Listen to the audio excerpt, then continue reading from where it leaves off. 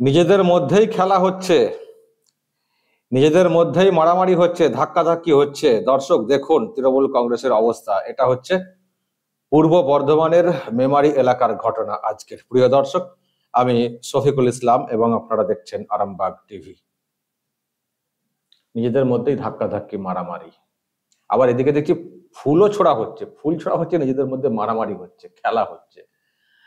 আবার তৃণমূল কংগ্রেস জিন্দাবাদ স্লোগান দেওয়া হচ্ছে। আর চিত্র দেখতে পাওয়া যাচ্ছে যে যিনি তৃণমূল কংগ্রেসের প্রার্থী, আর কি ঘোষিত প্রার্থী, ডক্টর শর্মিলা সরকার, তিনি দাঁড়িয়ে রয়েছেন গলাতে ফুল দিয়ে। দেখুন দর্শক, একটু ওয়াইড ছবি। এই দেখুন কিভাবে তেড়ে তেড়ে সব যাচ্ছেন, তেড়ে তেড়ে সব যাচ্ছেন, ধাক্কা ধাক্কি, মারামারি। এমএলএ অনুগামী এবং ব্লক সভাপতি অনুগামী এবং পুলিশের যারা, তারা ওখানে হিমশিম খাচ্ছিলেন মানে পরিস্থিতিকে সামাল দেওয়ার জন্য। দর্শক, এই হচ্ছে তৃণমূল কংগ্রেসের অবস্থা। ফুল ছোড়া হচ্ছে, ওদিকে মারামারি, ধাক্কাধাক্কি হচ্ছে দলের প্রচারে। কি বলবেন দর্শক? এই হচ্ছে তৃণমূল কংগ্রেস। তৃণমূল কংগ্রেসটাকে অনেকে একটা পলিটিক্যাল পার্টি বলে মানতেই চান না, বলেন যে ওটা একটা যাত্রা পার্টি। আজকে যা সব হয়েছে, যাত্রা পার্টি বললে খারাপ নয়, বা ক্ষমতা দখলের পার্টি, এলাকা দখলের পার্টি, এটা যেন কোথাও এস্টাবলিশ হয়ে যায়। কি হয়েছে এখানে দর্শক? যে খবরটা আমি পাচ্ছি সেটা হচ্ছে যে এই মেমারি, পূর্ব বর্ধমানের, এখানে যখন প্রচারে গিয়েছিলেন ডক্টর শর্মিলা সরকার, তৃণমূল কংগ্রেসের প্রার্থী, তো প্রচারে গিয়ে উনি একটি মন্দিরে পুজো দিতে যাচ্ছিলেন বা চাইছিলেন।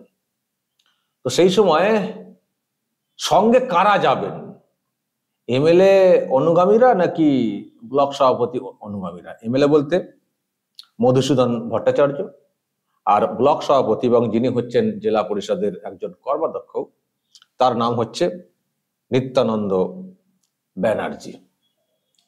কারা সঙ্গে যাবেন বা কাদের সঙ্গে প্রার্থী যাবেন, এই নিয়ে তর্কাতর্কি, বচসা, সেখান থেকে ধাক্কাধাক্কি, হাতাহাতি, পড়াপড়ি, লাফালাফি, আর পুলিশ সামলাতে, ফিল্ডিং করতে শুরু করে দেয়।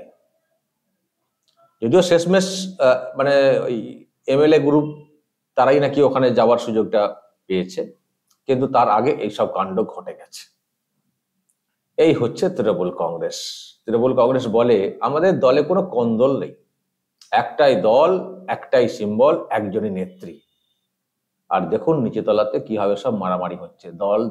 দলের অন্দরে কোন দল, দলের অন্দরে কোন দল বা কোন্দল, এটা হচ্ছে পূর্ব বর্ধমানের ছবি। সব হচ্ছে এলাকা, আমার এলাকায় আমি, তুমি কেন? তারাও তৃণমূল কংগ্রেস, কিন্তু এলাকা দখলের লড়াই, এলাকাতে ক্ষমতা দেখানোর লড়াই, শক্তি পরীক্ষার লড়াই। প্রার্থী এসছেন, প্রার্থীকে নিয়ে আমরা এলাকাতে প্রচার করবো, এটা আমাদের এলাকা, আমাদের দখলে, যা ভাগ আসে আমাদের দিকে আসবে। মানে বুঝতে পারছেন তো, সবটাই হচ্ছে এলাকা দখল, ক্ষমতা দখল, বা আরো অন্যান্য বিষয় বুঝে নেওয়া। তো সেই জন্য এটা হচ্ছে। লোকসভার প্রার্থী, সেটার প্রচারকে নিয়েও গন্ডগোল। লোকসভার প্রার্থী, সেটার মানে তার প্রচারকে নিয়েও গন্ডগোল, নিজেদের মধ্যে মারামারি, হাতাহাতি। একবারে দেখুন না দর্শক, মানে এমএলএ সঙ্গে, এমএলএ তো নাকি ওখানে পড়ে গেছিলেন, ওনাকে বলছিলেন, এমএলএ কে ধাক্কাধাক্কি করা হয়েছে, দেখতেই পাচ্ছেন।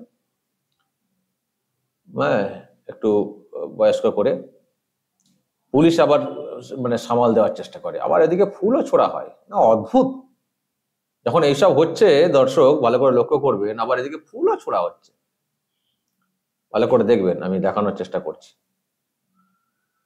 একেবারে দেখুন এমএলএ নিয়ে এমএলএর সঙ্গে ধাক্কাধাক্কি, লাফালাফি, তেড়ে তেড়ে যাওয়া, এই যে সব আবার ফুলও ছড়া হচ্ছে। মানে কি সত্যি একটা যাত্রা পার্টি বটে, সত্যি একটা যাত্রা পার্টি বটে দর্শক।